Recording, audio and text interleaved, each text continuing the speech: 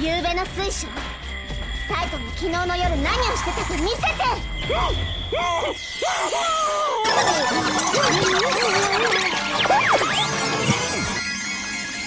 Hello furries and alcoholics, today I'm going to be taking a look at the familiar Zero. It's been about 7 years since I last watched the series and I remember enjoying it quite a bit. However, unlike series such as Morbius, I don't think my opinion of the series will change all that much. So I guess without further ado, let's get right into it. Also, this will be a review for the entirety of the anime, meaning there will be spoilers. You have been warned.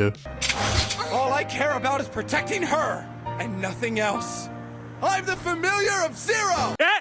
He said it! He said it! Zero is 4 seasons long, and including the bonus OVA, the anime totals at exactly 50 episodes. Besides long-running shonens like Dragon Ball and My Hero, and Ranma as well, this is now the longest series I'm going to be reviewing. Most harem anime tend to be between 12 and 26 episodes long, with a few exceptions here and there. Now, why am I bringing this up? Well, that's because I usually tend to summarize the main plot and key details that happen within the series. Was that the bite of 87? Because Zero is much longer than other series, I kinda want to avoid this. I spent well over 30 minutes talking about the plot alone in my Orosuke review, which is only a fourth of the length of Zero's. Also, the plot in Zero is fairly complex and essential to the series. It's not a dumb show like Kiss Exist where the plot is non-existent, but what I'm basically saying is that I'm going to avoid going too in-depth with the story. Obviously, I'll go over what works and what doesn't, but I'm going to try and keep my thoughts brief. Remember, this is 50 episodes long, so that's a lot to get through. Anyway, let's start off with season 1. What's going on here?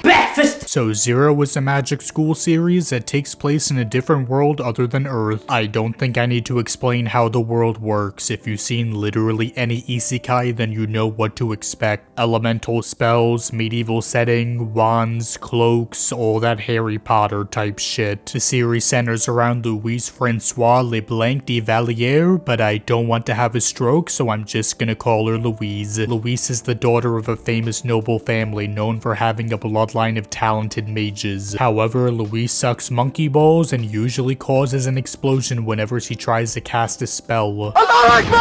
Because of this, she gets nicknamed Louise the Zero because she has zero skills, I guess. So everyone shits on her because they can do magic and she can't, or at least not very well. Honestly, this is a pretty good showcase of how simple Zero society is. In this world, everything is centered around the power of your magic, but mostly your nobility and bloodline. Everyone, or at least a good amount of the students at the school, are from a high-class family that have a fair amount of power. To them, pride and respect is everything, which is why they shit on Louise because she's different and she sucks. It's something that's been done in other series, but it's still something that helps give a better understanding of the world. So during class, everyone gathers around outside and they all summon their familiars. Familiars are basically small creatures who follow their masters around and do whatever they're told. They're kinda like slaves, I guess, so I assume Lincoln didn't reincarnate into this world yet. So it's Louise's turn. She does her gay little summoning spell and... What the hell is this? Yep, so Louise somehow summoned a human because of course she does. Was it an accident? Was it luck? I don't know when it isn't really explained. So Saito wakes up and he has no idea what's going on. Who are you? Who are you? He just came from Earth and woke up in Mabaraho land. No shit, he's gonna be confused. He can't even understand their language since they don't speak English, or I guess Japanese if you want to be cringy. Anyway, everyone starts shitting on her again because they think she summoned a peasant. So Louise is pissed now and wants to redo her summoning spell, but Nope. can't do that because that's against tradition or something. And if she did redo her spell, she'll get expelled, so now she's stuck with Shinky Winky as her familiar. Louise then does an incantation to officially make Saito her familiar and shoves her tongue down his throat. Okay, I'm kinda confused. Is this something every student has to do? We didn't see Kirchi suck on her salamander's penis, so why is Luis the only one who has to do this? It's not a big problem, just something the series doesn't explain well or at all. But what is kind of a big problem is what happens in the next scene. So Luis is getting annoyed at Saito and wants to cast a spell to shut him up. She does her funny gamer magic, but it turns out she cast the wrong spell. The one she did cast somehow makes the two of them able to understand each other. No matter how you look at it, this is fucking stupid and not the good kind. This is just so forced and lazy. It felt like the author wanted to have Saito and Luis talk with each other as soon as possible. Sure, it does make the series easier to write, but it also feels like a lot of wasted potential. Wouldn't it have been cool to see Saito slowly learn Luis's language and force him to communicate by other means? It would have allowed the two of them to bond and form a relationship that wasn't made by just them talking to each other. I don't know, I think that would have been an interesting premise, but that's just me. Even if the author didn't want to focus on this concept, he could have just had a montage with Luis teaching Saito how to speak and read the language. Or maybe Luis is forced to ask one of her classmates or teachers to perform the spell for her since she can't do it herself. At least the spell would be done on purpose and not on accident. Also, I don't get what or how the spell works at all. So both of them can now understand each other when they speak, which doesn't really make any sense. It's one thing if the spell just allowed Saito to understand Luis's language, but that's not what it does. He's still speaking Japanese, and according to him, Luis is speaking Japanese too. So Saito can now understand Luis's language, but how can she understand him if he's still speaking Japanese? Also, if this spell only affected the two of them, then how is everyone else in this world able to understand what Saito was saying? After a while, I thought this might have been something that got messed up while being translated in the dub, but just to make sure, I decided to take a look at the sub, and it's basically the same there too, so now I'm back to being confused. This hurts my tiny pea brain so much, so I'm not going to bother thinking about it any longer. It's a big plot hole, but it's the only major problem I have with the series so far. It's also something that only matters for this episode since it's never brought up again, really. There are some other problems I noticed, such as this scene in episode 5. During this episode, the princess comes to the academy in order to see their talent show showcasing their familiars. It's the afternoon and everyone is outside watching the show take place. But then on the other side of the building, there's an evil lady who summons a giant golem and it tries to destroy one of the buildings. Right after this, Luis and Saito just happen to be passing by and then they try to stop them. However, they don't. The golem punches a hole in the building and then everyone on the other side notices that something is going on. First off, how is there no one guarding or patrolling this side of the school? Are you telling me literally everyone is on the other side watching the gay little talent show? Shouldn't there be more guards here since the fucking princess herself is here? How does no one feel or hear the ground rumble when the golem bursts out of the ground? How does no one notice all the smoke coming from the other side of the building? None of it makes any sense and it breaks the scene entirely. There's also the scene in episode 9 where Saito, Luis, Squeeze, and Mon are spying on Kirch and Tabitha. They're in the woods hiding behind some trees and Luis and Saito start screaming at each other. How are Kirch and Tabitha not able to hear them? They're not too far away and Saito and Luis are also screaming. I don't get it. These complaints obviously don't ruin the show for me, and luckily those were the only notable ones I wanted to mention. There are some dumb things like this in the series that don't make sense, but it's not too bad. For every bullshit moment like this, we get at least 10 really solid and fun ones. For example, let's look back at episode 1. After Saito somehow learns to understand Luis, he immediately tries and escapes. While doing so, he sees the pretty boy Guiche hitting on a freshman, but doesn't think much of it. He runs away, Luis comes downstairs and asks Guiche to help her catch Saito, and that's what he does. He launches Saito up into the air and starts pushing him back and forth. The next day, he notices Guiche having lunch with another girl. He walks over and tells her that Guiche was cheating on her with another girl the night before. He also sends the freshman Guiche was talking to over to them, which messes everything up. We see Guiche quickly turn nervous and realize that he fucked up. Now you fucked up! Mon and the freshmen dump him, obviously. Meanwhile, Saito is just acting like a smartass the entire time. It's a great scene, it's funny, and helps show off who these characters are. The characters are the series' strongest aspect, and one of the reasons is due to how well the chemistry between some of them are. But I'll talk about that later on. As I mentioned, the series does have a good amount of lore and does have overarching stories that last for multiple episodes. For example, there's the stinky lady in her golem in episode 5. At the end of it, she ends up stealing an important treasure and escapes without being caught. Bye, have a great time. The next episode continues the story with Saito and Louise finding and stopping her. She gets imprisoned, but that's not the end for her because she returns later on. In episode 4, we find out that some objects from Earth somehow made it into this world. As the series continues, we get to see more of them, and one of them just so happens to be a rocket launcher. Later on, we also find out that an aircraft is in this world too, and that's because a long time ago another human from Earth used to live here. The lore and story itself is overall decent, not great, but certainly not bad. I wouldn't say it's simple, but I also wouldn't say it's super complex. It's usually easy to understand with some occasional confusing moments. This was mostly at the end of the season where the series takes itself a lot more seriously. During the last couple episodes, we learn more about the lore of the world as well as Louise's past. When she was a kid, there was this gamer dude who used to be nice to her at her castle, and she always looked up to him. In episode 10, he returns, and we find out that the two of them are engaged. So for the next episode, we're supposed to believe that Louise is going to marry him, which is stupid. We all know that's not going to happen, but I get that there's more to these episodes than this. The point of these episodes is for Louise to continue to realize that she loves Saito, along with it also being built up for the final episode. I'm just not too invested during the scenes where Wards and Louise are acting quote on end quote lovey-dovey. I don't know how old Wards is, but it's really creepy for him to hit on a 16-year-old when he's probably twice her age. Then again, this is the familiar of Zero we're talking about.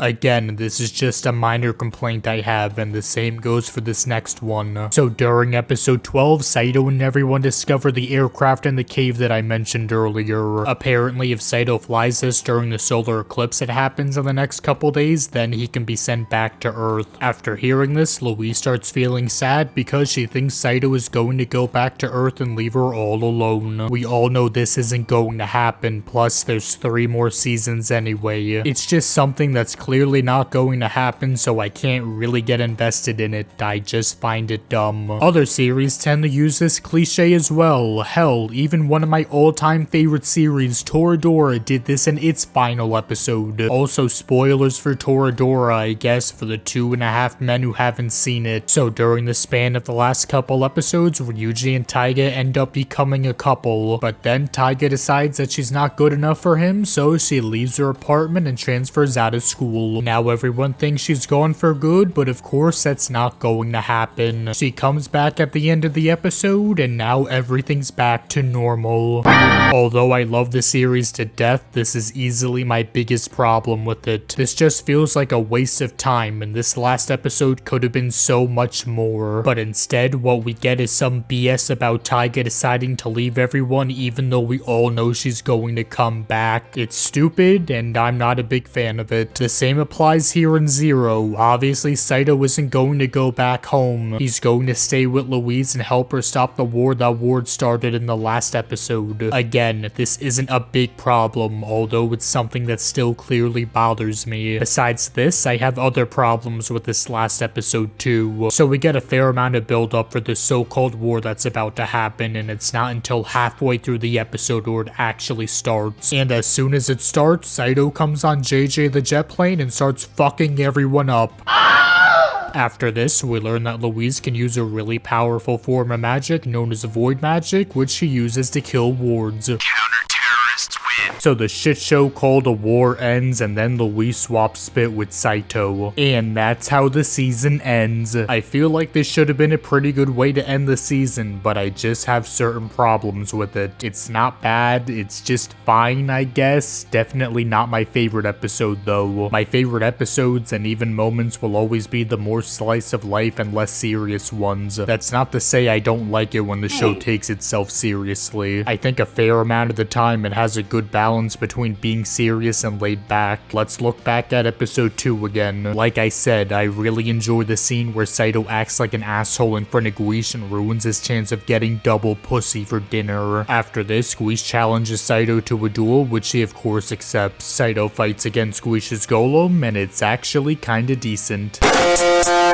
This fight, or even this whole episode in general, is great at showcasing what kind of people Guiche and Saito are. Guiche is a pompous, noble motherfucker that's an asshat, and Saito is a good-hearted person who's also a smartass when he wants to be. What makes this episode work so well are the characters. It's a simple fight, but I enjoy it because I like Guiche and Saito. That's probably why I didn't care for the last episode's battle, because I don't really give a shit about Wards or Fouquet, despite her having nice Francescas. Also, it doesn't help that this episode is supposed to be this huge big deal that kinda comes out of nowhere as well. It's been hinted at and foreshadowed multiple times, but it just sorta comes and goes. As soon as it starts, Saito fucks up the enemy, Louise uses her void magic, and then it ends. This fight sucks, mostly because it's extremely underwhelming. The stakes are so much higher, meaning that it's obvious that Saito and everyone are going to win. With Saito against Guiche, it's not easy to tell who's going to win. Guiche is a fairly talented mage, meanwhile Saito is just a normal human who doesn't have any noteworthy skills. That is, until he picks up a sword and is able to master it. I could have seen this fight end in both ways, honestly. This is only the second episode, plus the stakes are very low. I could have seen Saito failing here, but then end up beating Guiche in a future battle later on, or even during the next episode. But this is a good example of how well balanced the tone of the series is. It's serious when it wants to be, but also not too serious, at least for the most part. Another example of this would be in episode 4, which I also really enjoyed. In it, the maid Siesta gets bought out by a nobleman from another town. She's going to work for him now, but she's also going to have to suck his pee-pee too, because it be how it do. Saito finds out about this and gets jealous, so he travels to where Siesta is and tries to rescue her. The nobleman tells Saito he'll give Siesta back only if he can find a super rare book that Kirch just so happens to own. So he goes back to school and asks her for the book. She decides to give it to him, but only if he agrees to go on a date with her. He gets pissed off, refuses her offer, and then leaves to go and get Siesta back by force. I love this scene, and just like before, it's a great showcase of Saito's character. He could have easily accepted Kirch's offer to, you know, save Siesta from being raped, but instead he decides to go and save her by himself. This is such a stupid decision by Saito, but it also makes sense. He's frustrated with how this society works. He hates how nobles and royalty rule the land solely because they have money and power. He thinks if he agrees to go out with Kirch, then he's just admitting defeat. He's so stubborn, but that's one of his best traits. He goes back to the noble's mansion and tries to stop him by himself, but fails to do so. Kirch, Tabitha, and Louise then come, stop the battle, and Kirch gives the nobleman her book that he wants so badly. He lets Siesta go and starts reading the book, which is literally just a porn magazine, which is brilliant. Not only is it funny, but it also adds to the lore of the series. This was the first time an item from Earth was seen, so it makes you wonder what else there is hiding in this world. Overall, it's a solid episode. It does a lot right, and it's just really fun. And I think that's a good way to summarize the first season. A large majority of it is fun. It has great characters, solid lineup of episodes, decent story, good world building, and is quite funny too. Season 1 is fairly good, so I guess it's time to check out Season 2.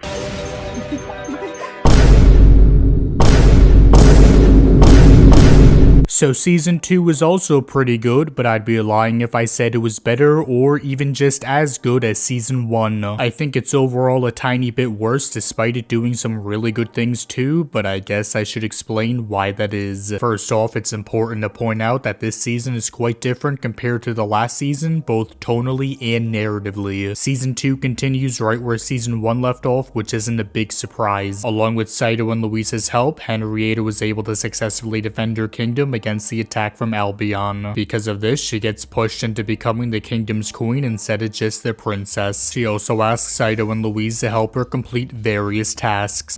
This is where the plot shifts in a different direction from the previous season. Season 1 felt like a school slice of life rom-com that invested time into understanding its characters and its overarching plot. The focus was always on Saito and Luis, but it also spent time developing some of the other Academy students such as Courage, Tabitha, and Guiche. Here in this season though, we don't get any of that. Instead, we focus our time on newly introduced characters such as Julio, Agnes, and also Luis's sisters. The plot revolves less around the Academy and more so on the rest of the world since there is a war going on.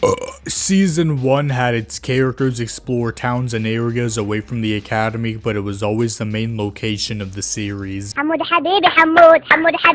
Here it's still a key setting, but a lot more time is spent elsewhere. This changes due to the tonal shift this season took, although it's still very much the same series as before. It still has its dumb fan service moments, but it also focuses more time on its plot, which does make sense. But that's kinda my biggest or second biggest issue with this season. I do enjoy Zero's story. I think it's good at best, but it clearly has its flaws. There are some problems with its writing, which I brought up during the last season. Besides the whole language bullshit in the first episode, there were a couple things that bothered me, but again, they weren't anything horrible. Here, there's still some dumb sections that kinda bothered me. For example, let's look at episode 5. During this episode, someone breaks into the principal's office and steals 2 rubies that Henrietta gave to him, but it's okay because the principal explains that what the thief stole were just fake rubies because the real ones are somewhere else. So Agnes' lieutenant is like, what? What do you mean they're fake? And then right after this, she's alone with Saito and tells him that she's going to look for the thief by herself. It's so obvious that she's the thief since she's barely been on screen at all before this. As I've said, it's been 7 years since I last watched the series. I forgot a lot of stuff including this, so it's not like I've remembered it or anything. There's also this part in episode 8 that irritates me a bit. So Luis's sister Eleanor captures and locks up Louise because she doesn't want her to go to war and get killed. Louise wants to impress Henrietta and fight for her, but she still kinda sucks at magic, so there's a good chance that she'll die. She also doesn't care if she dies because it's for the sake of the kingdom or something. Apparently a lot of aristocrats like her think this way, so I guess that's just how it is. My problem with this is that she just so happens to lock her up moments before the Academy is getting invaded by the enemy. That's just too hard to believe. It's too big of a coincidence. The author knew he had to have Luis and Saito not be in their rooms during this time, otherwise the invasion wouldn't go the way he wanted it to go. He also needed their teacher Colbert to not be around the other students too, which just brings up more problems. It's just another coincidence that he's walking around this underground dungeon area while everyone else is being attacked elsewhere. Also, why does he decide to stay with them? Shouldn't he be somewhere else? Saito is already watching Louise, so he has no reason to be here. It's really dumb, and it's just like this because these characters needed to be here at this specific time. Luckily, the next episode makes up for the problems I had in this one. During this, the big fat meanie known as Menville has taken all the girls at school as hostages. Why not the boys? Well, that's because they're all on the battlefield because Japan knows a woman should stay at home in the kitchen.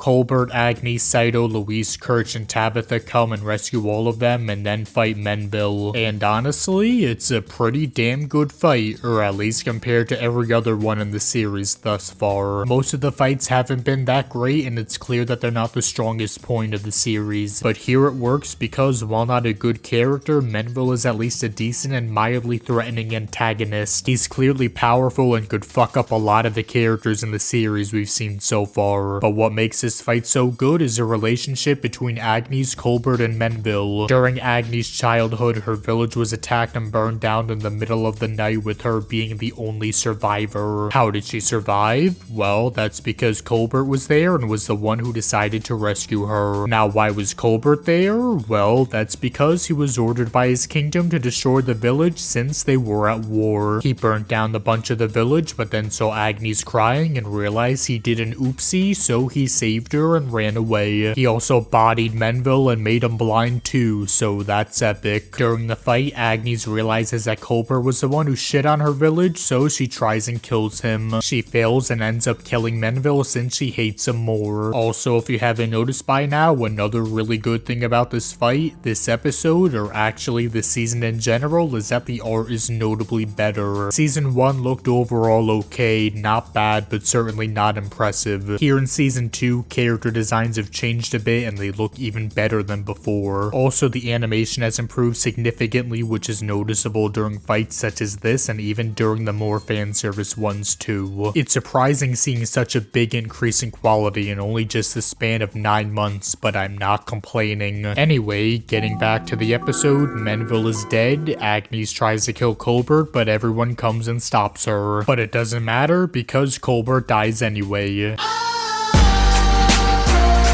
In all seriousness though, this is a pretty damn good episode and probably my favorite from this season, which is shocking. My favorite parts of the series are definitely the more fan service, romance focused, or mainly the ones that center around just Luis and Saito. But oddly enough, the episode that has nothing to do with them turns out to be my favorite. This is sadly just an exception though, because the other plot heavy scenes and episodes usually aren't the ones I'd say are my favorites. The reason for this is because, like I said, I don't think the plot itself is that strong to begin with, and it doesn't help when it drags on for quite a while. But I think the biggest problem is when the plot focuses on characters that I don't care too much about. Like I said, this episode is just an exception. I do like Agnes and even Colbert, but are they really that good of characters? Or to put it differently, are they just as good as the previous side characters that we were given in the last season? As I've said multiple times already, the characters in Zero are clearly the best part of the series. A lot of them are well developed, entertaining, and likable. I like Kirch and Tabitha quite a bit and got a kick out of seeing Guiche be a pompous asshole who wants pussy 24/7. Unfortunately, we don't get to see any of them in this season, or at least we barely do. Kirch and Tabitha are only in this season for about half an episode, I think, and Guiche gets like a minute of screen time too, which is very disappointing. I know he's on the front line since, again, there is a war going on, so that makes sense, but it's just kind of a downgrade to go from season 1's cast to season 2's. That's not to say that these new characters are bad, or at least the good guys aren't. As for the villains though, that's a different story. Wards and Fouquet were not very interesting villains, and the same applies for these new villains too. Whenever they get screen time, I don't give a shit because they're nothing but bland bad guys that are bad because they want power. That's it.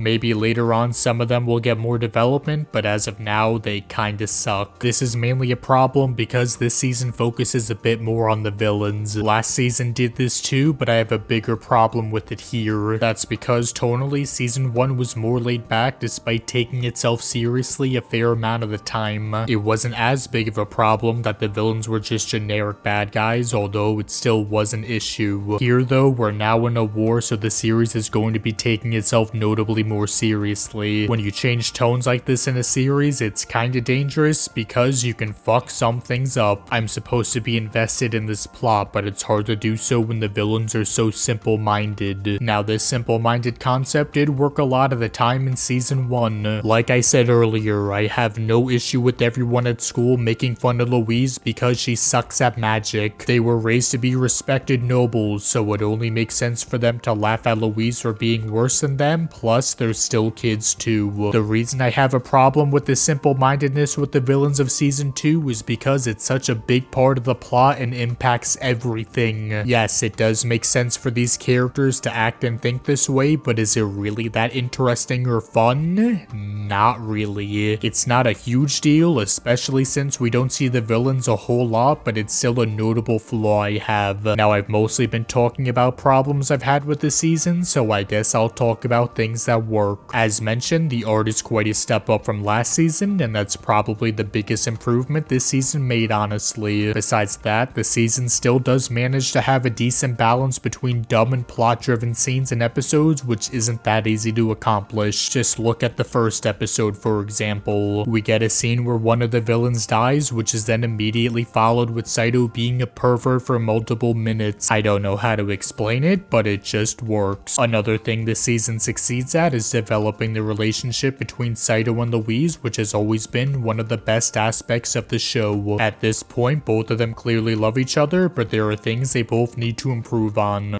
Saito is still a pervert and an idiot and ends up pissing off Louise a lot, like in every episode. He wants the two of them to become closer, but it's hard to do so when he continues to crave for maid pussy all the time. Still though, he does manage to show his true feelings from time to time, and they're able to kiss and go beyond Super Saiyan. Just the two of us. We can make it if we try. Just the two of us.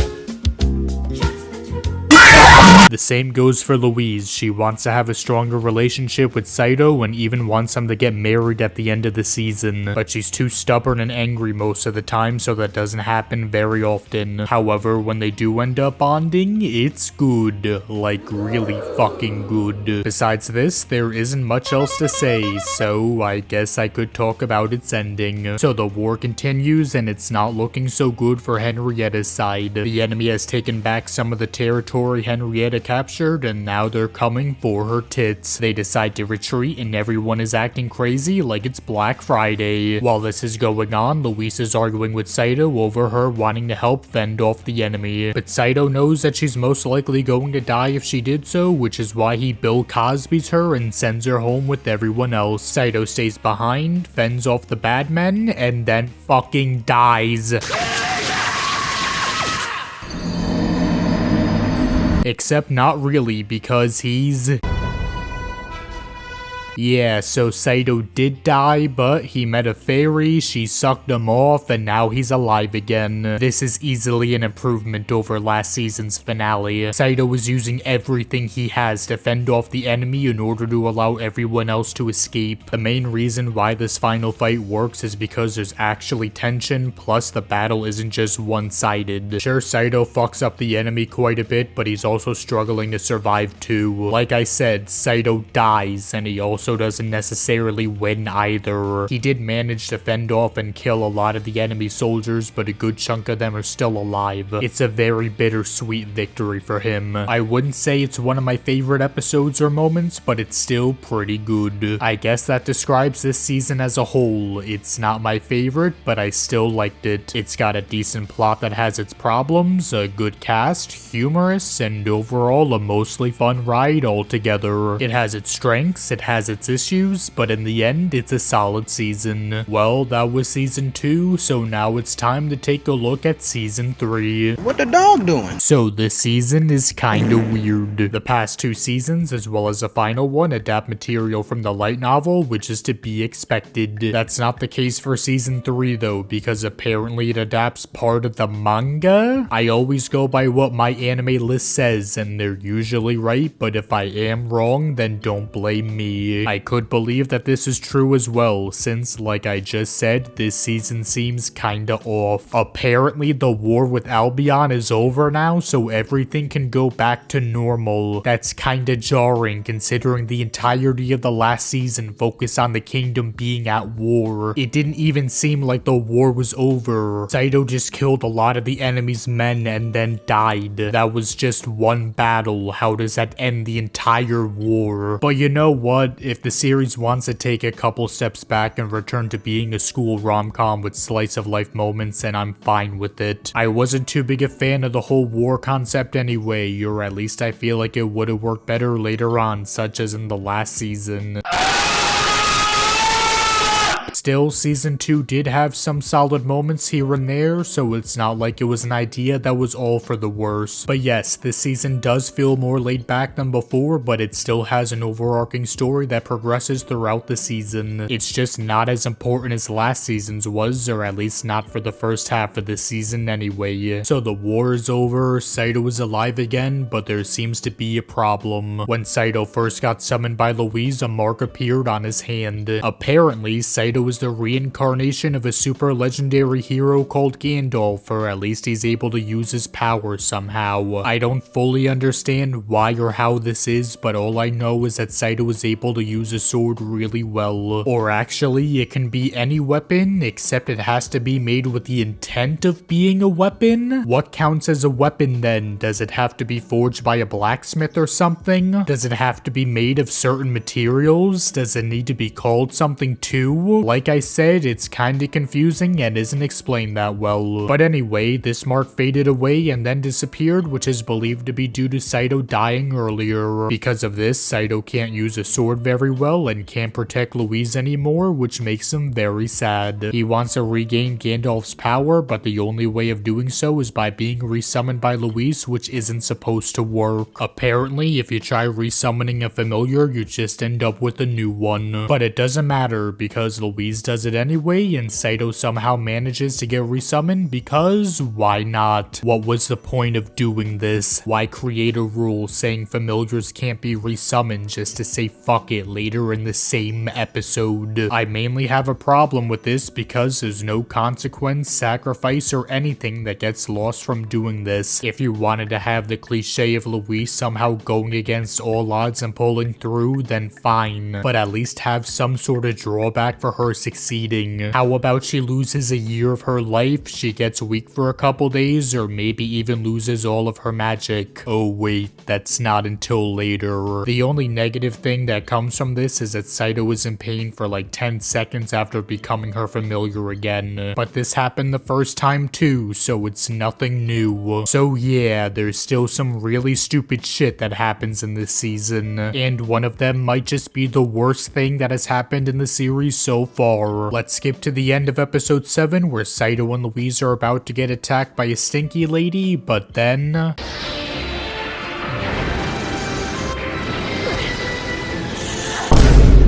So they get saved, and then this happens.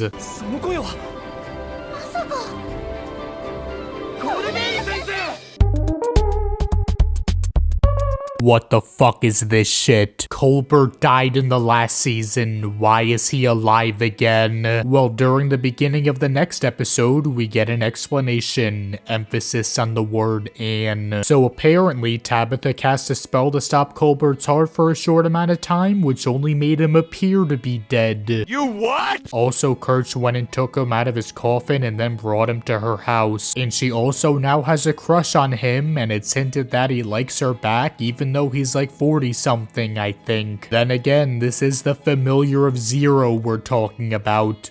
These nuts. First off, this makes no sense at all. There are zero implications that would make this true. I looked through the episode again too, just to see if I missed something, but no, I didn't. This was just something the author pulled out of his greasy asshole because he felt like it. Even if he planned for Colbert to come back like this, then this is just terrible writing. I'm going to guess that this was just written in and not planned, since I'm sure he would have foreshadowed this in some way. Even if it was just a short couple second shot where Colbert asks Tabitha for something, I could get by that. But no, nothing like that is here. Tabitha is also barely in this episode too. She gets knocked out halfway through and then is gone. There would be no time during this where she would be able to cast a spell on him. And if she did it before they went into the building, then that's again just bad writing for not showing it. Also, how does the spell work? After it's cast, how long does he have until his heart stops? Also, how long long does his heart stop? Also, how was Kirch able to dig him out of his coffin without anyone noticing? Maybe more people at the academy were aware of this, but who knows? Also, why is she in love with him now? This seems really weird and just kinda out of character for her. Did she just give up on Saito? I guess so. She was barely in the last season, so she must have just said, fuck it, no Saito cummies for me. Also, why is it hinted that Colbert likes her back? This is so fucking stupid. But I haven't even brought up the worst part yet, which is that it ruins his death scene.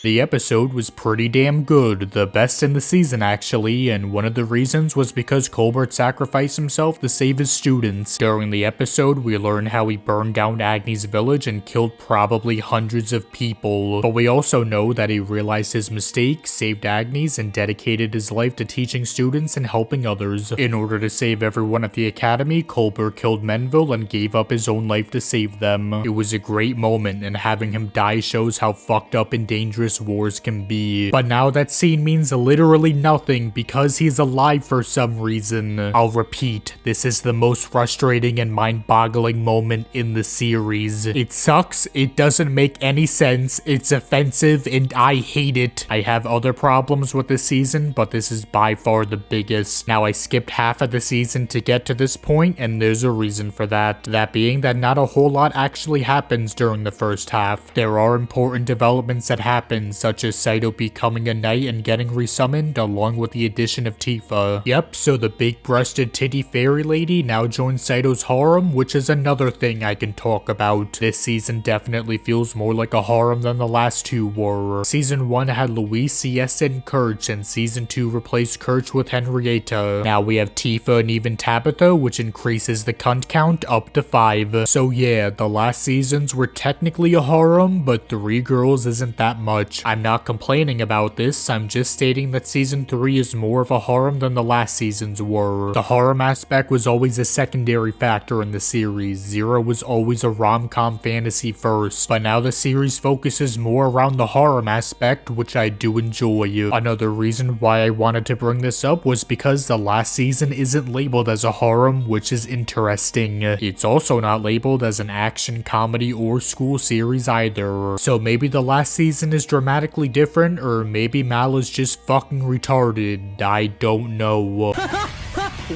But anyway, like I was saying, the first half of the season is much more laid back than the previous season. This definitely gives off more Season 1 vibes, where the plot wasn't super important and the stories were much smaller and contained, and I kinda like that. I think this is where the series is at its strongest. It works best when it wants to have fun, but also knows that it has to develop its characters and their relationships too. I like that we finally get to see characters such as Guiche again, who I kinda missed in the last season. He's still the same pompous pussy-slaying asshole as before. We also get some great moments too, such as this scene in episode 5. So Saito is sad because Luis is angry at him for touching Tifa's tits in the previous episode. The guys in class notice this and want to cheer him up. They come up with an idea, and Guiche uses his familiar to dig a hole underground that leads to the girls' bath. Once they're there, they all gather their magic and cast a spell that pokes a tiny hole in the wall for them to peep into. This is great. I love how limitless the magic is in this world, yet they decide to do the most basic form of peeping. They could have had someone make a portal, use an invisibility spell, change the appearance of their body, but no, they go with poking a fucking hole in the wall. It's moments like this that make me enjoy the series. It's so fun and stupid, I can't help but get a kick out of it. So I do enjoy the first half of the season despite some dumb things like Saito being resummoned, which I already went over. Now as for the second half, it's unique to say the least. These last 6 episodes are made up of one decently long arc that centers around Saito and everyone rescuing Tabitha from her evil uncle. One aspect that I quite like is how tonally balanced it is. It does take itself seriously, but not as seriously as the war was from the last season. There's plenty of dumb fan service moments, but it also has time to show scenes including Tabitha realizing that she's going to basically die within the next couple days. Now I do like this arc overall, but clearly I I have my issues with it because of course I do. I think my biggest critique would be its length. It's 6 episodes long and I really don't think it needed to be this long. This could have easily been trimmed down to something like 4 or maybe even 3 episodes. A lot of time is spent building up the Saito and the others reaching Tabitha, however you can cut out a fair amount of this time. Parts of these episodes just feel like filler or again could have been shortened in length. These episodes aren't slow per se, I just feel like the overarching story could have been told in a lesser amount of time. There's still a lot to like in these episodes though. An example would be this scene in episode 11 where Kirch apologizes for everything her family and ancestors have done to Louise's. Shortly after, we also get this scene where Agnes tells Colbert that she still hates him and can't forgive him for what he's done to her village. She wants to kill him but knows that would be wrong. Killing him would only cause more pain, suffering, and anger, which is why she won't do it. She can stop the chain of hatred from spreading, and that's what she decides on doing. Both of these scenes are actually really powerful and easily some of the best moments in the season. However, the same can't be said for what's left of the season, which is the last episode. So Saito and everyone rescue Tabitha and they manage to escape. But then out of nowhere, Louise finds out that she can't use her magic anymore because I don't fucking know. Then the next morning, the stinky one comes and summons a giant golem. They fight it for 10 minutes. Louise gets her magic back because fuck you, they kill the golem and then the season ends. Overall, a pretty weak episode. Honestly, might even be worse than season 1's finale, but that's hard to say. That being said, that wraps up season 3, and just like the other seasons, it was good, although it does have its problems. Everything I've said that I like about the series applies here. It's funny, has good art, has a solid cast, and the relationship between Saito and Louise is very well done. That's still true here, although I do think Saito and Louise's relationship doesn't develop nearly as much as I would have liked it to. They make progress during this season, but it doesn't feel as much as it was during the last 2. It's not a big deal, but just something that I noticed. But overall, season 3 is good. It's the weakest season, but I'd still give it the same score as season 2, which I know some fans will disagree with me on. Only spoonful. Anyway, this leads us to the final season, which I have modest expectations for. According to memory, this was my favorite season, and I think most people say it's the best too, so I hope it's as good as I remember it being.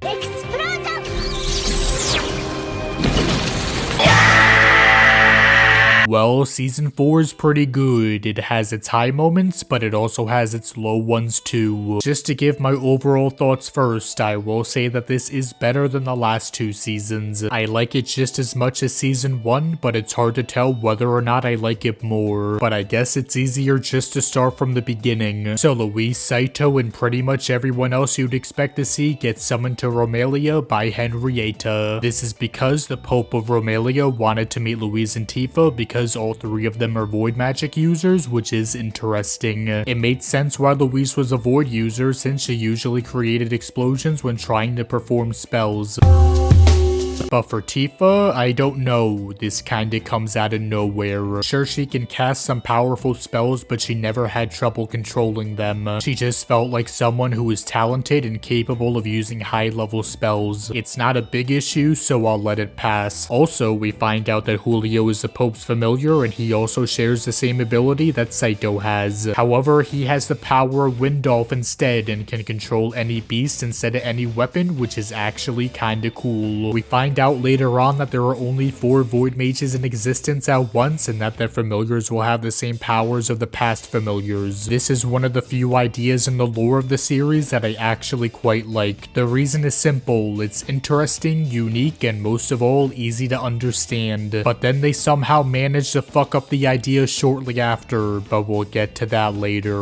Also, I guess this explains why Saito was able to be resummoned by Louise. They have a special bond with each other since Louise is a void user, so that makes sense. So congratulations, Zero, you've managed to unfuck up one of your fuck ups. Anyway, the reason the Pope summoned Louise and Tifa here was because he wanted to instigate Tabitha's uncle Joseph into coming here. The reason is because he's the 4th and final void user. He succeeds in doing so because Joseph comes with his army of crewmates. They kidnap Louise, and then something really cool happens. The stinky one uses a mirror on Louise and steals her explosion poison spell. She then gives it to Joseph, he casts the spell and destroys a bunch of ships, including some of his own too. And after all of that, he has the balls to complain that wasn't as cool as he thought it would be, which is fucking great. This is one of the rare times in the series where I actually gave a shit about the plot, and the same can be said for the rest of this episode too. Episode 3 is just really cool and really fun. The action is solid, the fights aren't half bad, and there are some things that are just funny too. For example, Saito pulls out a gun because why not? For his neutral special, he wields a gun. It's things like this that I find enjoyable in the series. The same happened in season 1 where Saito blasts a golem with a rocket launcher in point blank range. It's a moment that's supposed to be taken seriously, yet it's so silly and over the top that it becomes funny. I wish more moments like this occurred in the series because they're great. Anyway, Saito goes and fights Joseph but can't stop him because he's not strong enough. Although only lasting for a few minutes, I would probably say that this is the best fight in the series, or at least the second, right behind Colbert fighting Melvin. Pretty much everything I'd want in a fight from the series is here. Great animation, tightly paced, and most of all, tension. At the very end of it, Joseph manages to take Saito's gun away from him and almost shoots him. Obviously, Saito isn't going to die, but there was still a chance he could have gotten shot in the shoulder or leg and got injured. But then Louise and Tabitha come and stop him, and it's pretty epic. There's also this great scene after this where Tabitha struggles to not kill Joseph. Obviously, he ordered people to kidnap her in the previous season, but he also did something else that I haven't mentioned yet. When Tabitha was a kid, Joseph sent someone to kill her at a party. They poisoned a drink, gave it to Tabitha, but then her mother realized that something was wrong. So she takes the drink from her, but instead of breaking the glass or throwing it out, she decides to drink it. But why?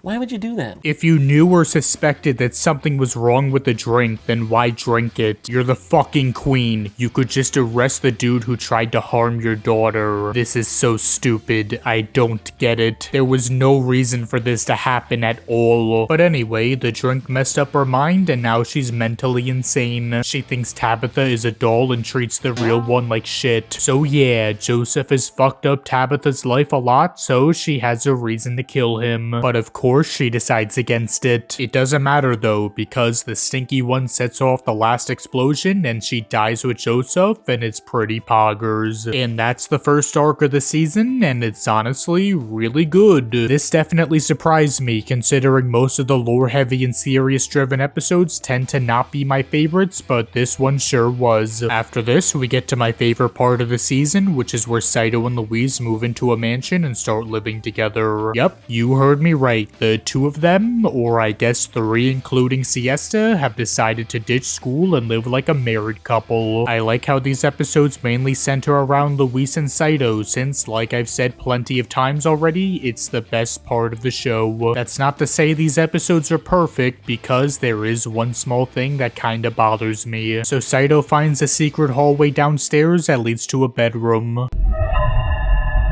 There's a mirror there, and it connects to Henrietta's mirror in her castle because a spell was cast on them a long time ago. Henrietta comes out of the mirror, and then... Yes!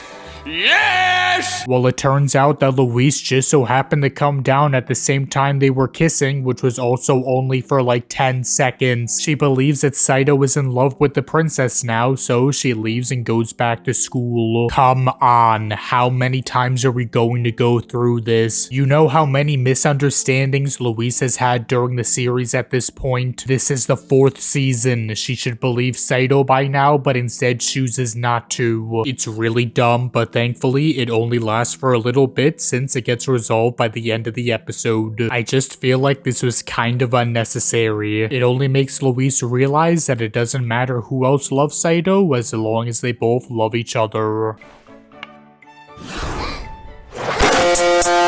So yeah, that was kind of annoying because it wasn't really necessary, plus it's a trope that's been used so many times in the series. Unfortunately, there's another trope that gets used again shortly after this. So the group who helped Joseph kidnap Louise come, and they still want to kill them for whatever reason. Then some elves come, they put everyone to sleep and also kidnap Saito and Tifa. Jesus Christ, how many times does someone need to be kidnapped and or need to be rescued? This is something that's been done to death already. Saito rescued Siesta, then Louise, then Tabitha, and then Louise got kidnapped, and now Tifa and Saito have gotten kidnapped. It's an idea that's been used numerous times in the series already, and it's kind of gotten old and repetitive. It's not a huge problem, but it's still something that bothers me. 表を上げなさい。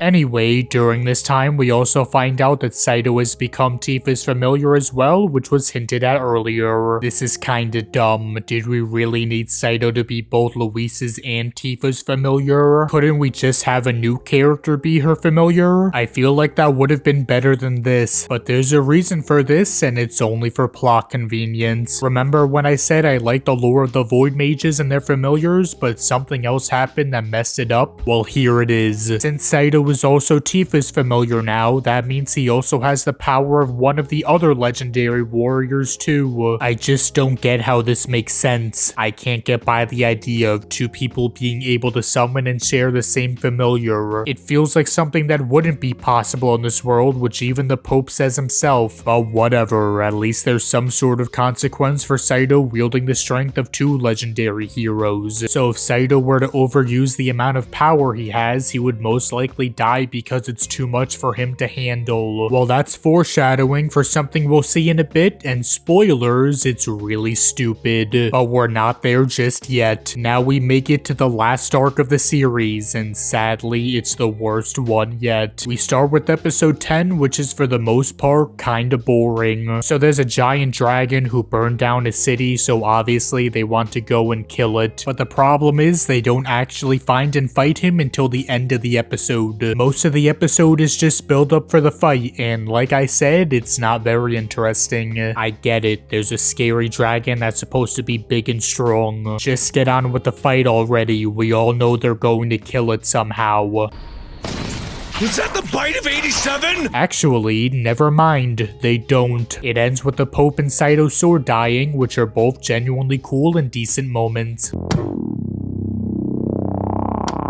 If I were Jimmy Sterling, I'd give this scene a 7 out of 10. Anyway, they're not as good as Colbert's death. Excuse me, I meant fake death, but they're still alright. But what's not alright are the next two episodes. The dragon is still alive, the Pope is dead, and Saito lost his sword, so now he's screwed. Luis is afraid that Saito will die if he fights again, so she opens a portal to his world, which she learned how to do earlier, and...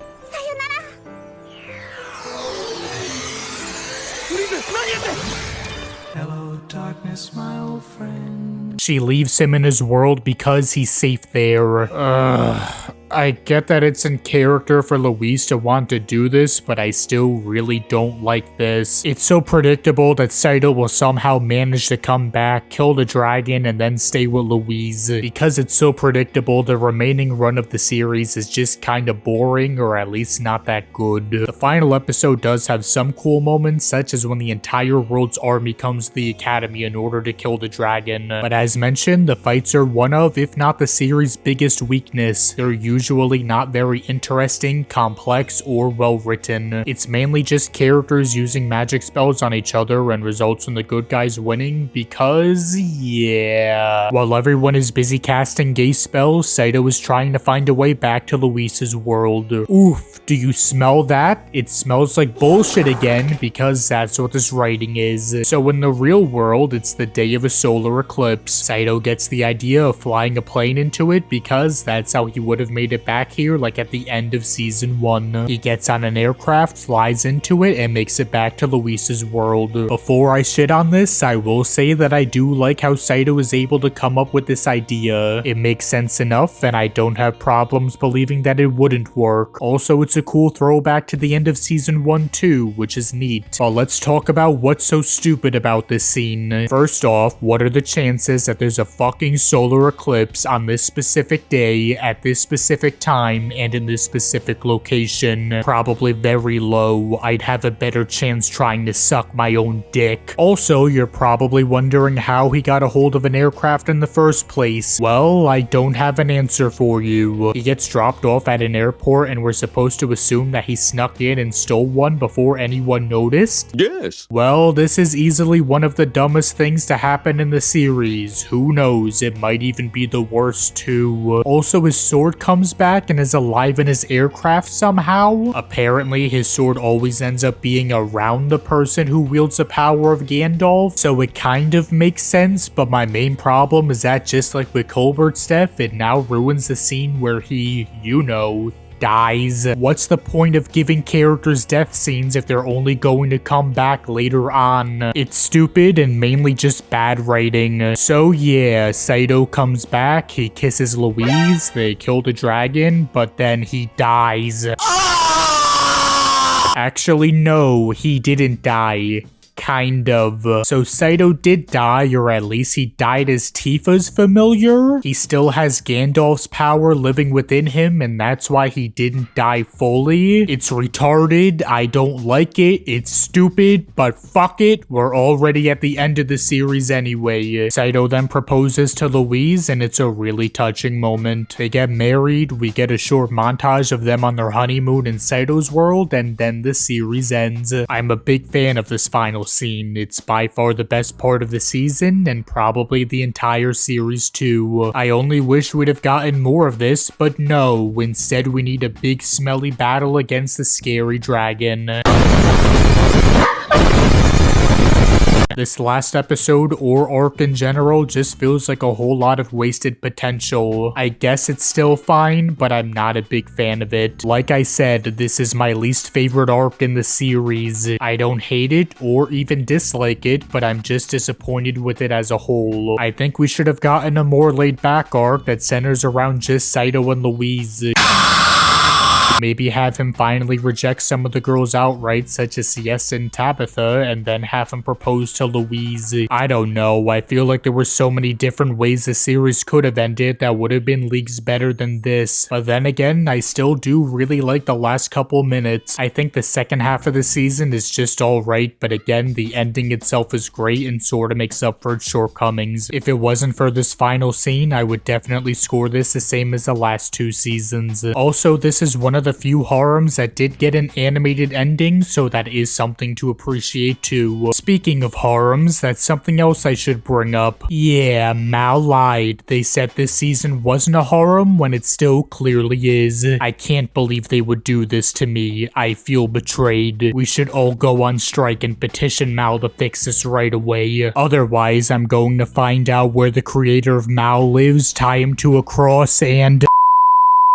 Anyway, that was all 4 seasons of Zero, and it was overall pretty good, although it certainly has its flaws. The plot itself is fine, but clearly one of the weaker aspects of the series. The writing can be good, but it could also be really shitty sometimes too. There is a fair amount of bullshit in Zero, there's no denying that. Tonally, it is well balanced and doesn't usually take itself too seriously, or not serious enough either. A large majority of the fights are kinda poopy, and that is a big problem since there is a fair amount of them here, but they're also not so bad that they ruin the show or anything. All in all, the plot is alright. I know I spent a lot of time criticizing it, but I still do like the series quite a bit. The biggest reason would be its cast, which finally brings me to the next section of the video.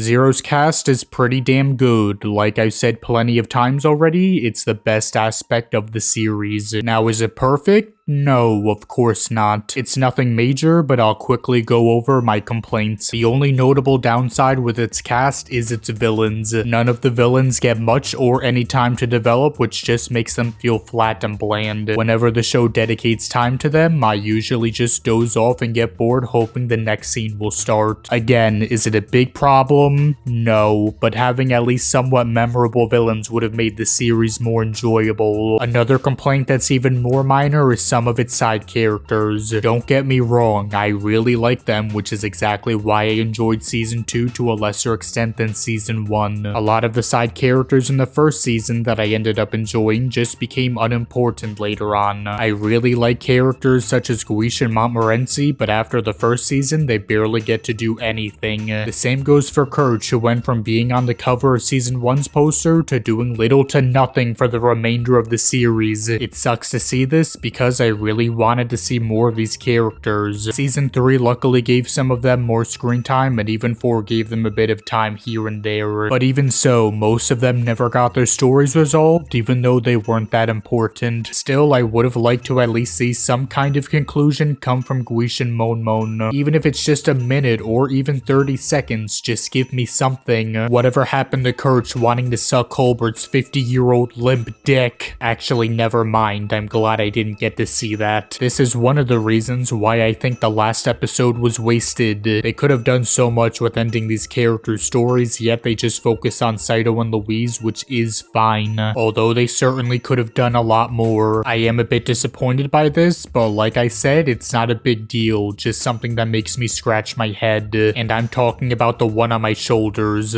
One aspect that's great is the chemistry between a lot of these characters. I love the way they play off each other. The dialogue is well written, comical, and it just feels real. Nowhere is that seen better than with Saito and Louise. The way they interact with each other is great. It feels like a genuine relationship. Even though they're in love, they still get pissed at each other a good amount of the time. They argue, get into fights, they get mad, but they also manage to make up at the end and then make out. Oh, that's hot. One of the reasons their relationship works so well is because both Saito and Louise are likable characters. And I guess this is a good segue into talking about Saito himself. Saito is likable, or at least I like him, and a good amount too. Now, is he really that great of a character? I don't think so. He's not too deep or particularly that interesting, yet I can't help but enjoy him. Compared to other Harem protagonists, he's great, but compared to actual well-developed and deep characters, not really. Now, is Saito generic and uninteresting?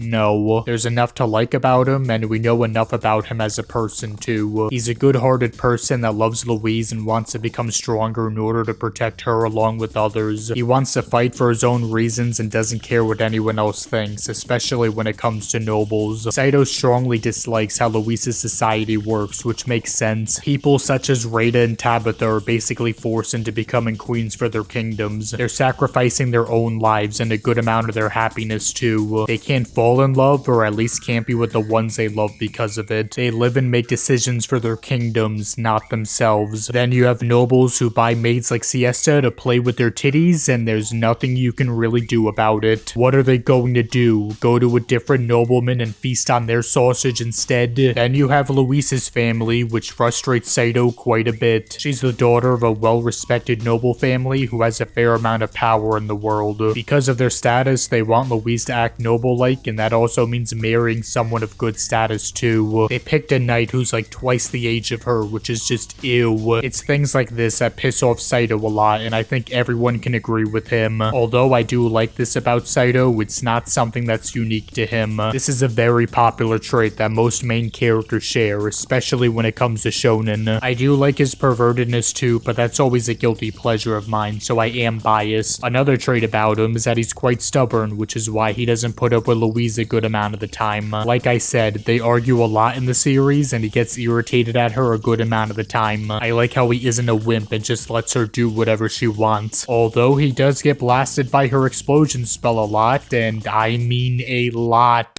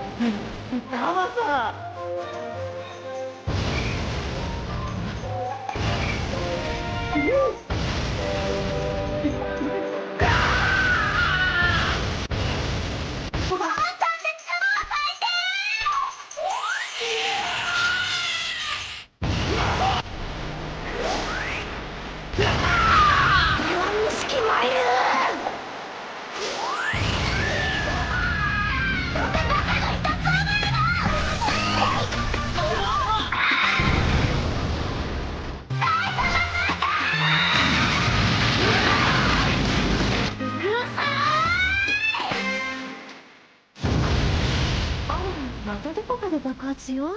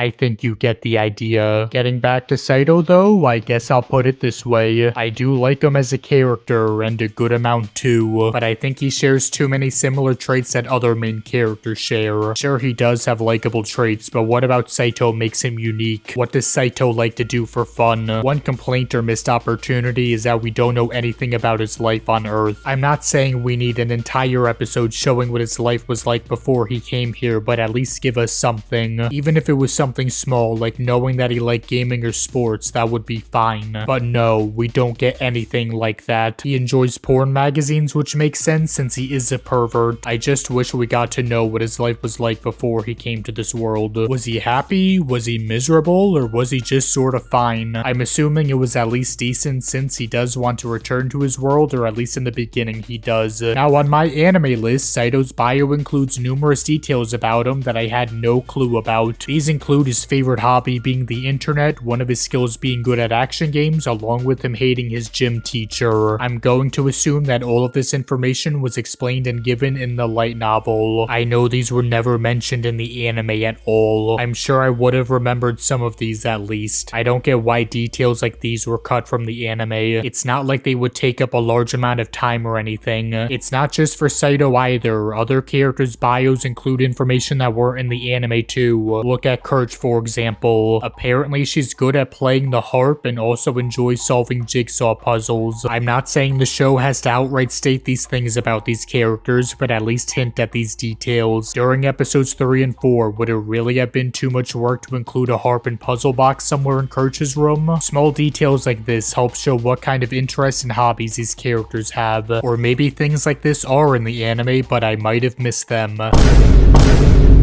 Anyway, as I was saying, I still do like Saito a lot. I'll take him over half the other Harem protagonists any day. He's pretty good, not the best, but far above average. Well, that about does it for the characters, except not really, because it's that time again. That's right, gamers, it's time for the epic segment called the Waifu Wars. Here we find out who's best girl and who's worst girl. Like always, everything I say is factual, so if you disagree, then bitch about it in the comments section below. We've got a lot to get through, so without further ado, let's get started.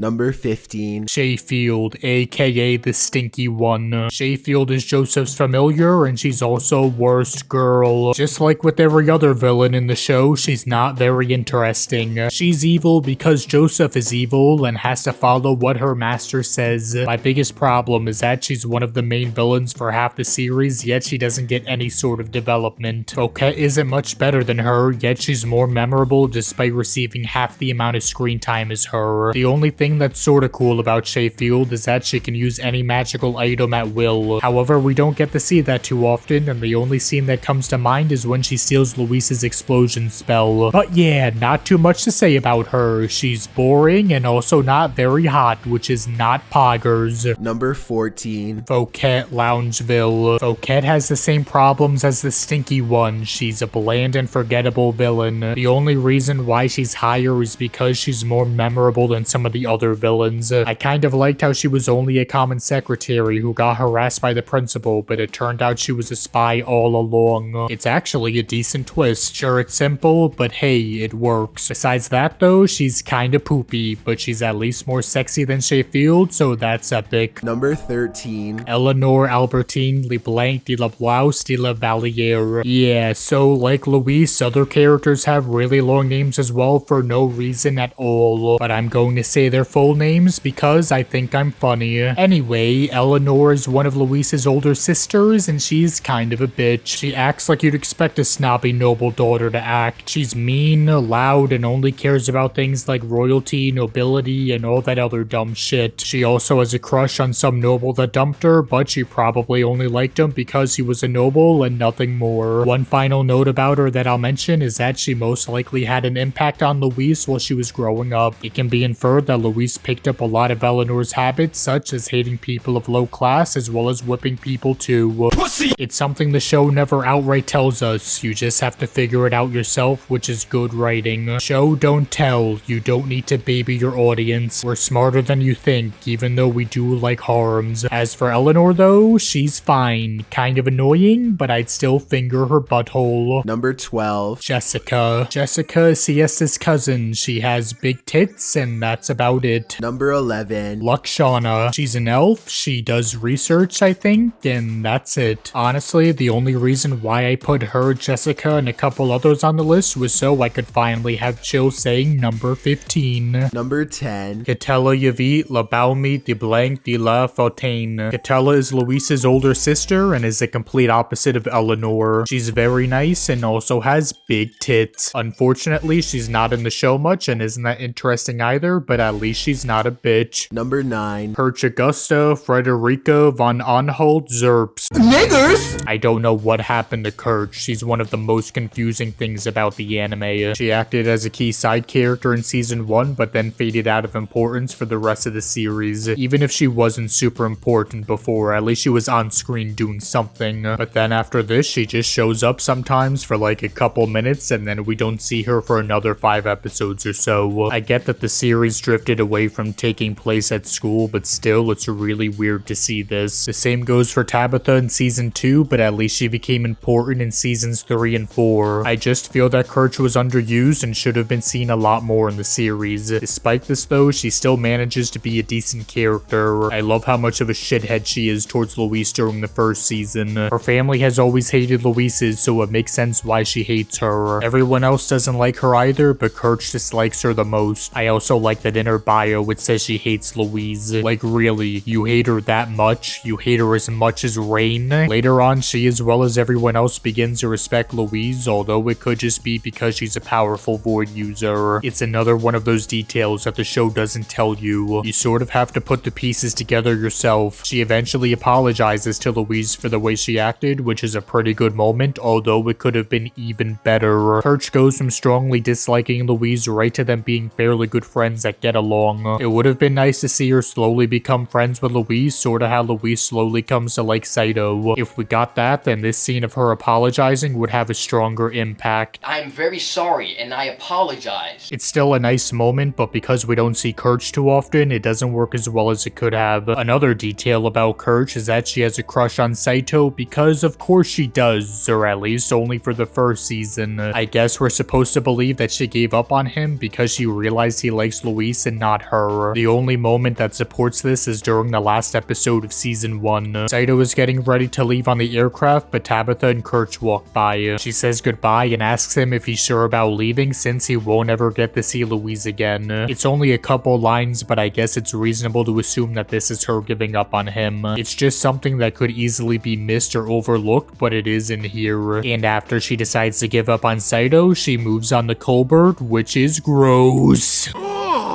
It's disgusting! I don't know what the author was thinking when he wrote this. It just comes out of nowhere, it's fucking weird, and nothing comes from it either. She has a crush on him because he stays at her house, and that's about it. During season 4, it's kind of forgotten about, or at least the season doesn't bother to mention it again. It feels like he didn't know what to do with Kirch as a character, so he just wrote this in order to give her something to do, I guess. I don't know. Kirch's case in the series is very strange, and I don't fully understand why her presence and role changed so much. Still, I do like her. She's alright, but certainly far from the best.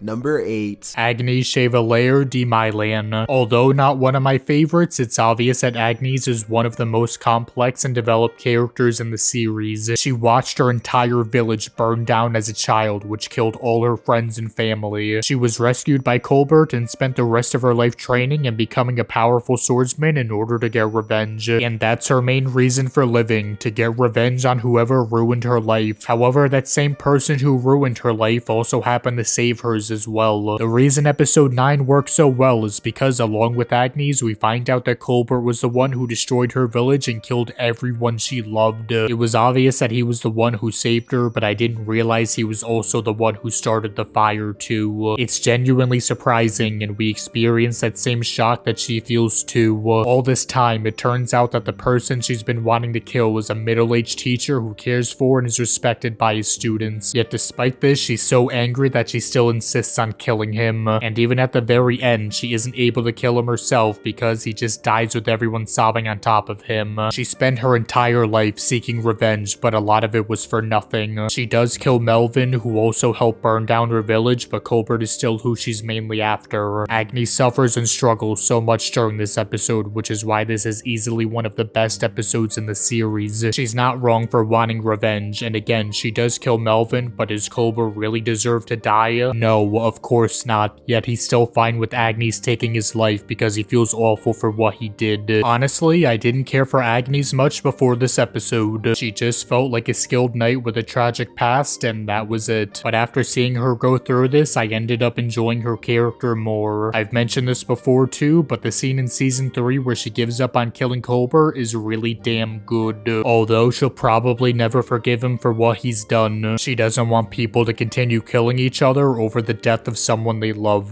It's a great moment and shows how she realizes that Colbert isn't a bad guy at all. Besides her relationship with Colbert, she mainly just acts like a regular knight who's very skilled at fighting with her sword. If it wasn't for episode 9, she'd have definitely been lower on the list. Agnes is alright too. I'd pierce her rectum with my sword any day. Number 7.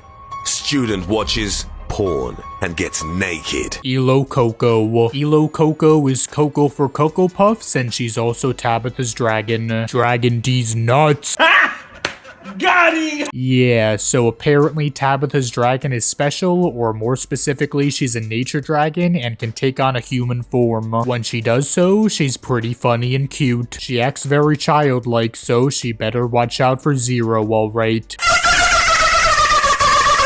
I kind of don't understand why she never went into human form before, but I guess there was never really a reason for it. I think it would have been nice if there was some kind of foreshadowing done, just so this didn't come out of nowhere. It's nothing jarring or anything like that, it's just kind of like, oh, okay, I guess that's a thing now, or it's always been like that, so alright. I'm fine with the idea, it's interesting, and seems like something that could be a thing in this world. As for Elo Coco herself though, there's really not a lot to say. She's cute, and that's about it. Also, if she got pregnant in her human form, then would she still be pregnant in her dragon form? Would she give birth to dragon-human hybrid children? That would make for a cool OVA, alright. Number 6. Montmorency. Here's another guilty pleasure character of mine, which is Montmorency. She's not deep or particularly interesting, like at all, yet I still get a lot of enjoyment whenever she and also Guiche are both on screen. I just find it amusing amusing seeing her want to stay with Guiche, yet he usually seems to want other pussy instead. Her character is mainly defined by her loving Guiche, but she also doesn't fawn over him mindlessly either. If he cheats on her, she'll tell him to fuck off, yet she still comes back to him anyway. I would have liked to see this relationship develop and actually go somewhere. It feels like a missed opportunity. It wouldn't need to be long or even important, but at least show Guiche grow and come to only love Mon and no one else. Even if we just got a scene in the last episode where Guiche proposes to her or something, that would be fine. That would at least be better than what we got, which is nothing. But that's just my own personal preference and idea for how I would have liked to see Mon be used in the series. She's a big guilty pleasure. I can see if people don't care for her, but I like her a lot. Number 5. Rita, aka Henrietta de Tristan. So we're finally at the top 5, and this spot goes to the gamer princess. During the first season, Rita wasn't anything special. She was just sort of the typical nice princess who cared for her kingdom. It isn't until season 2 where she becomes a more interesting character. Why are you crying? We find out that she's in love with Wales, but he got tickled by wards and died. Also, I somehow missed this, but she and Wales are apparently cousins, so that's epic. So the person she's been in love with for 3 years just died, and obviously her wedding with him is cancelled too. Not only that, but her father has been dead for a while, and because of that, she's pretty much forced into becoming queen and taking the throne. Although she does care for her kingdom a lot, she still wants to be her own person and be able to do things that she wants to do. After the death of Wales, she's so lonely that she starts to fall for Saito, but she can't be with him because he's in love with her best and childhood friend Louise. Similar to other characters in the series, Rita struggles quite a lot. Her life isn't awful, but she deals with a lot of shit during the show's run. As much as she hates wars, she's still forced to send her own people to go and die on the battlefield. It frustrates her that there isn't much she can do about it. Whenever she gets the chance, she goes onto the battlefield because she wants to be there. She wants to experience what her people go through too. It's one of the many ways that show her being a good and respectable person. Even if she doesn't end up doing much, at least she's there and not sitting in her castle being safe from danger. Now, despite being a very caring and loving person, she isn't 100% pure. She's still a human being and still has desires and needs. Even though she knows Saito and Louise are in a relationship, she still goes out of her way to get inside his pants. In season 3, she disguises herself as Louise during a party at the academy and kisses him. Then in season 4, she tells Saito that she secretly wants to see him every once in a while and fuck him, even though she knows it's wrong. The thing that I like about her and Tabitha too is that if they wanted to, they could take Saito by force. They're both queens. They can do whatever the hell they want. If they want to order Saito to marry them, then they could do that. But they aren't going to do that because they still care for Louise and know that Saito has eyes only for her. Even though Rita is a queen, you'd think she'd have everything, when in reality she has very little. And that's what makes Rita a solid, fun, and likable character. She's pretty good, but not the best. Number 4. Tiffania Westwood. Tifa is the big-breasted half-elf who saved Saito's life at the end of season 2 by putting a ring of resurrection on him.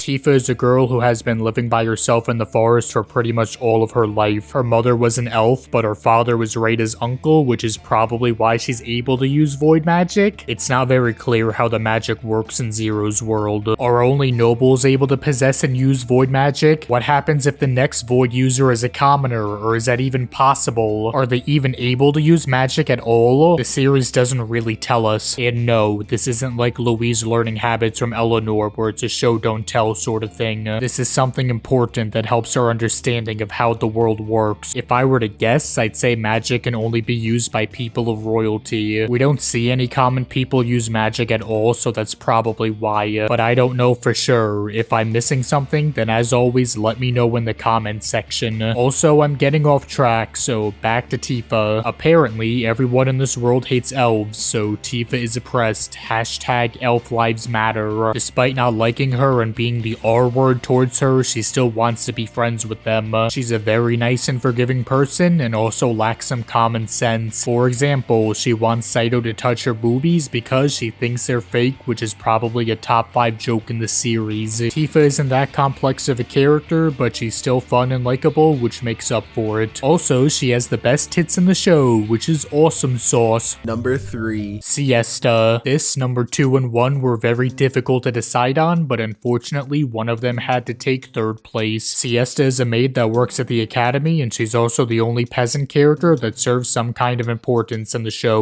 Honestly, Siesta used to be best girl during season 1, but she dropped 2 places because she doesn't really do much after that. Or at least she doesn't develop, but then again, she's already developed enough. Similarly to Kirch, I think Siesta was kind of a wasted character, or at least had potential to be and do more. Even though she's not a super complex character, at least she gets enough screen time, which can't be said for Kirch. Throughout the series run, Siesta stays as just the maid who likes and tries to seduce Saito, and that's pretty much it. Because she's just a maid, she isn't able to do much compared to Saito, Luis, and everyone else who can use magic. In season 3, when everyone leaves to rescue Tabitha, she decides not to go because she knows there's nothing she can do. The same goes for her trying to be with Saito. No matter what she does, she knows Luis has already won over Saito. I guess this shows off how she, along with other plebeians, can struggle in this world. She can't compete with nobles, but at least she learns from Saito that she should still try even if it seems hopeless. Siesta isn't that deep, but she's sexy and has nice bobas, so that's always good. Number 2. Louis Francois Leblanc de la Valliere. I think I can safely say that Louis is one of the best tsunderes in anime. Typically, I don't like and especially don't love tsunderes. Characters like Aragaki, Chitoge, and Kirino I despise because they're bitchy and dislikable people. My main problem with them is that they don't have enough redeeming qualities. They're just sort of mean and obnoxious for the sake of being mean and obnoxious. There is a reason these characters act the way that they do, but it's just not a strong enough reason. I don't feel any sort of remorse or sympathy for these characters, which is why I just find them annoying and repulsive. However, not all tsunderes are like this, and an example of a good or even great tsundere would be Lunar from Mermaid. I've already talked about her in my hour-long review, but I'll quickly repeat what I said there. Lunar is a good tsundere because we understand why she's angry and frustrated. Her mother left her when she was little, and she's been left with her father, who struggles at expressing his love for his daughter. Her family life sucks, and she also doesn't have many friends either. However, not everything sucks for her because Lunar is good at singing. Like, really good. So good that she entered a singing competition when she was little and won.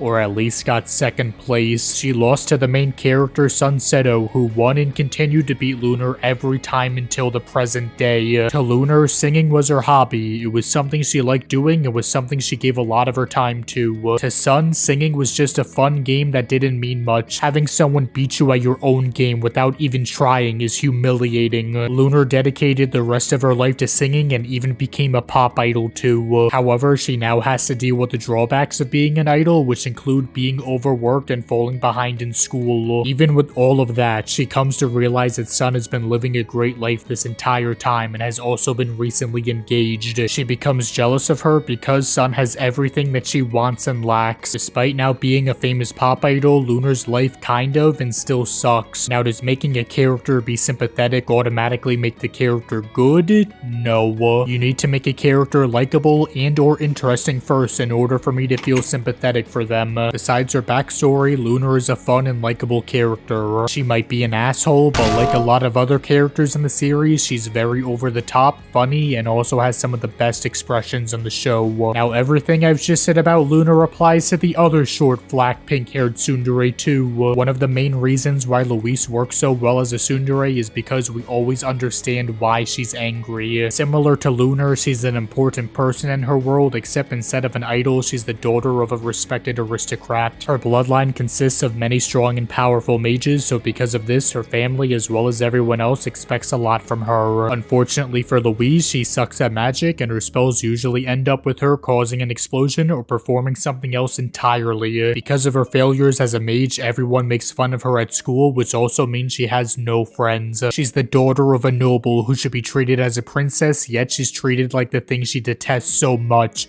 a commoner. It's not her fault that she can't use magic well, and it's not her fault that she was born the daughter of a nobleman either. As a kid, Louise used to be happy. She lived in her castle, was treated like a princess, and was liked by others such as Rita. Now that she's in school, all of that has been taken away. Her entire life has changed, and all for the worse. But it doesn't stop there. Her familiar she summons also happens to be a peasant, which everyone finds hysterical. During the beginning of the show, she continues to be humiliated and disrespected by others, even by Saito. I'll repeat, her life sucks, and we know why, which is why it works so well. We also know that she, along with everyone else at the academy, aren't bad people. The way they act is normal in their world. Mages who suck at magic should be treated like garbage and be made fun of. Peasants are seen as slaves, or at least of lower status than other members of society. This is just the way these people have been born and raised. Louise isn't a bad person for hating Saito and treating him the way that she does at first. She falls in love with him, but is too prideful to admit her feelings because she knows it goes against everything she's been raised to believe. Also, people at school will continue to make fun of her, which is another factor to consider. She does try to treat him well, or at least not like shit when she can, but it's hard for her to do so when numerous events happen early on. This includes Saito disobeying her orders, spending time with Kirch, and also being jealous over him because he's more skilled and respected than she is. Throughout the series, especially during the first season, there is always something for Louise to be frustrated over. At the end of the season, she finally stops being stubborn and kisses Saito herself. Then the next season starts off by showing that although Louise is still a tsundere, she's now angry for different reasons. She wants to stop calling Saito a dog, stop whipping him, and even let him sleep in bed with her. However, she can't fully express herself because she's irritated that Saito is horny for Siesta and other girls too. That's a perfectly acceptable reason for someone to be mad at someone that they love. Louise is actually trying to be nicer to Saito but can't fully commit because he's a pervert. This is why I don't find Louise annoying or dislikable. She's not wrong for acting the way that she does. As the series goes on, she overcomes her tsunderiness, but it's really not until the last season where we see this. During seasons 2 and 3, she and Saito deepen their relationship and she continues to become more open about her feelings. She wants him to stay with her, she wants him to kiss her, and she even wants to marry him too. They do get to do these things, but due to circumstances, their relationship can't progress as fast as it should. Part of that is on Saito, and part of that is on the other girls trying to seduce him. In season 4, Louise realizes that if she wants Saito to continue to love her, then she should drop her tsundere act and be open about her feelings. That's why during the last episode, she's happy to finally get married to Saito. She can now live the rest of her life knowing that Saito is hers and that she is Saito's. During the short montage we get at the very end of the episode, we see that the two of them are happy to be with each other. Louise isn't a tsundere anymore, which is extremely important. The idea of a tsundere is that it's an arc a character goes through during the run of a series. Tsunderes are supposed to change as the series goes on. A tsundere at the end of a story shouldn't be the same as they were at the beginning. Louise still shouldn't be torturing and yelling at Saito. She's overcome that and has changed. If a tsundere continues to act like they did before, then that's just because they're a bitch and a bad shitty person. The only thing that hints at Louise not fully overcoming her tsunderiness is when Saito says that he'll make her happy. She responds with a slightly irritated face and says, "Of course you will, otherwise I'll punish you." That's really it though. Like I said, during the montage we get, both of them are happy 100% of the time. I enjoy that they didn't throw in a quick joke showing Louise being angry at Saito for whatever reason. It would have taken away from Louise's development as a character. She's a good character, but also a great tsundere. I don't want to put out a number, but I'd say she's in the top 10, maybe even top 5 tsunderes in any anime. She's the deepest and most well-written character in the show, but there's just one girl who I like better, and I'm sure you can already guess who that is by now.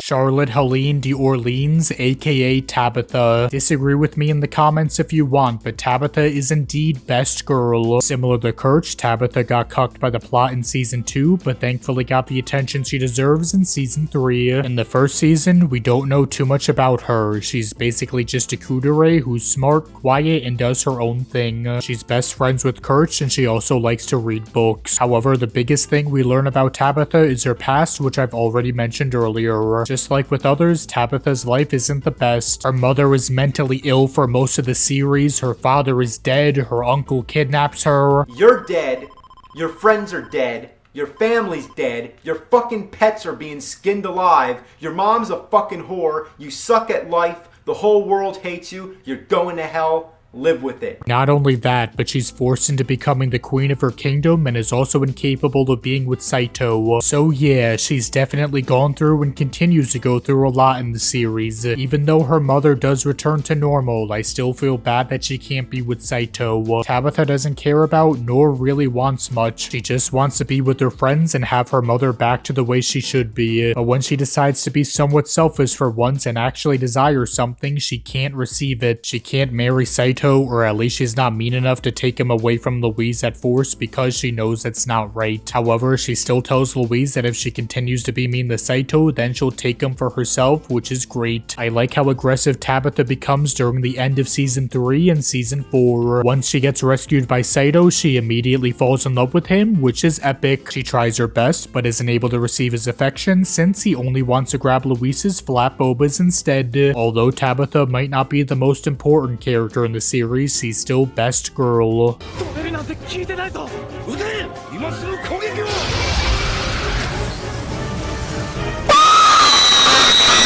Overall, Zero was a very well made and impressive looking series. The entirety of it was animated by JC Staff, and this was back when JC Staff was great. This isn't the current studio, which is known for animating series such as One Punch Man Season 2 and High Score Girl. Now, I like both of these shows, especially High Score Girl, but it's obvious that in terms of animation, they're both really shitty. Now, JC Staff was never a studio that had the best or visually stunning animation, but at the very least, they created works that were easily above average compared to other studios. There was a certain level of quality that you'd expect to see from a JC Staff show. Some of their shows still look great to this day, such as Toradora, but some of their others, such as Food Wars, just look okay. As for Zero, everything but season 1 looks great. Now, that's not to say the first season looks bad or anything, certainly not. It looks alright. Some scenes look cool, but for the most part, it's an appealing looking show, but lacking in terms of animation. As for the other seasons,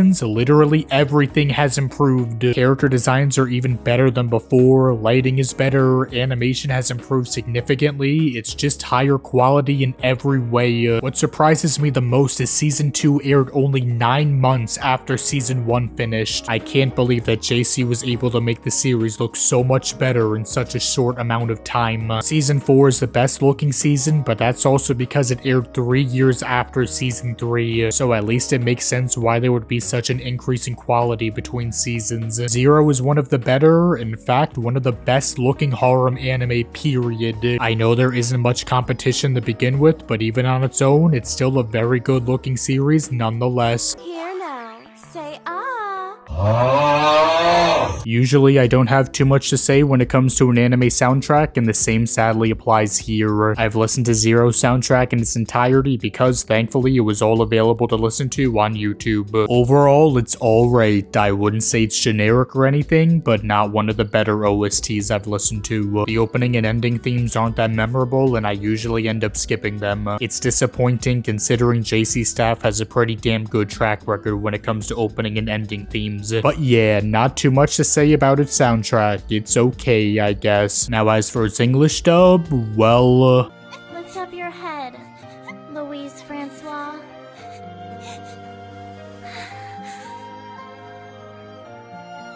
Thank you for this final memento and his will. Yep, that is dubbed alright, and the same goes for the rest of season 1. Unfortunately, or maybe fortunately, only the first season was dubbed. That might be due to the fact that there were 3 licensors for it. Funimation and G Neon Entertainment dubbed and licensed only the first season. For whatever reason, they didn't bother dubbing seasons 2 and 3, and they lost their rights to the series in 2011. Sentai then picked up the series, although they only released it. They didn't bother dubbing the rest of the seasons. But as for the dub itself, it's really fucking bad. But you know what? That's what makes it fun. There's plenty of stupid lines and deliveries that I can't help myself from laughing. It's not hilarious or anything, but there's enough shittiness to recommend the dub. Literally anytime Wards talks, I can't take him seriously. He sounds so bad. My Louise, You don't have to worry about a thing. Just follow me. Pretty much all of the voices sound like shit, give poor deliveries, and just don't feel like they fit the character at all. One detail that I noticed was that Saito's VA has done literally nothing besides him except for 2 other roles. I'm going to assume that because he was so shitty as Saito, and probably his other roles too, he wasn't able to get another role again. Not everyone is bad though. Luis, Kirch, and Siestas sound fine, I guess, but even so, they all sound worse than the average dub voice actor. I just find it strange that some of these actors sound much worse than they should be. Luis's actress probably does the best job here, and she's done plenty of roles. I'm going to guess that Luis was one of her first roles, so maybe that's why she isn't at her best here, which does make a lot of sense. Again, some characters sound sorta fine, but others are laughably bad. Also, fun fact, when I first watched season 1, I watched all of it on YouTube with the voices pitched up all the way. Unfortunately, I can't find the video since I guess they got taken down for copyright, but basically just imagine every character sounding like Alvin and the Chipmunks. It was awful, and I don't know why I watched it like that, but I was a retard back then, and I'm still one now too. Also, what's up with this sound effect?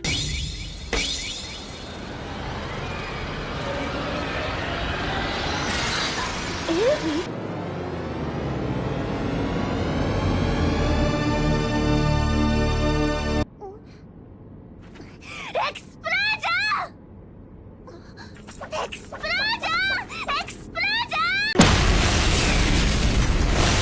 Well, that was a familiar of Zero, and overall, it was pretty good. That's not to say it doesn't have its problems, because it sure as hell does. Most of the problems come from the plot itself. There's a good amount of bullshit writing in the series, even for something that's 50 episodes long. It's a lot. While there's obviously nothing that ruins the series for me, there are some really bad and dumb things that happen during its run. Luckily, Zero makes up for its issues by including a solid cast of characters, along with being surprisingly well animated too. Zero is also one of the extremely few harems to get an animated ending, so that's something too. Seriously, the ending makes up for a good chunk of problems I had in the last season. Like I said, if the last scene wasn't as good as it was, season 4 would be scored lower. Speaking of the scores, I guess it's time to give the final scores, which have always been autistic. Seasons 1 and 4 get a 7.31 out of 10, and season 2 and 3 get a 6.97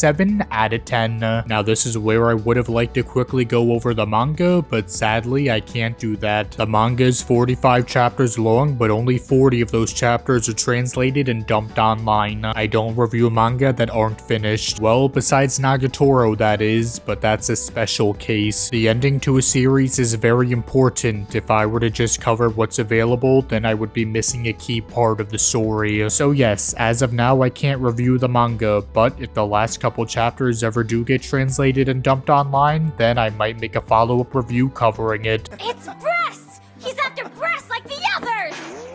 But holy fucking shit, with all of that being said, this finally brings me to the end of the video. This has been my longest review yet, and it took an insane amount of time and effort to make. If you watched it all, then thanks for watching. I definitely appreciate it. If you enjoyed the video, then you could either leave a like, comment, share, subscribe, or even support me on Patreon. Link down below. Also, don't expect another massive review like this for a while. I'm sure after I'm done with this, I'm going to want a break, or at least want to work on shorter videos. But who knows, maybe my next video could be another hour-plus long review. You'll just have to wait and see. What are those? With that being said, I believe I now have the longest video review of the series on the internet, or at least the longest singular video review, because someone else decided to make a multi-part review that totals at almost 3 hours long. I decided to watch all of it, and it's alright. I don't agree with everything he has to say, mostly concerning the harem aspects, but I did appreciate some other points he brought up. There are some things he mentions that I never thought of, and I ended up talking about some of of them in this review. So if you want to watch another hour-plus long review, then go check him out. I'll put a link to his video in the description. I'll let you keep the title of having the longest review of Zero, but I still have the longest review of Mermaid, Quintuplets, Nisekoi, and probably a good handful of others too. And eventually, I'll be taking the title of having the longest review of Heaven's Lost Property, which will be over 7 hours long. Anyway, that's the end of the video. I'm going to stick my dick in a turkey and pretend it's Tabitha's nice warm pussy.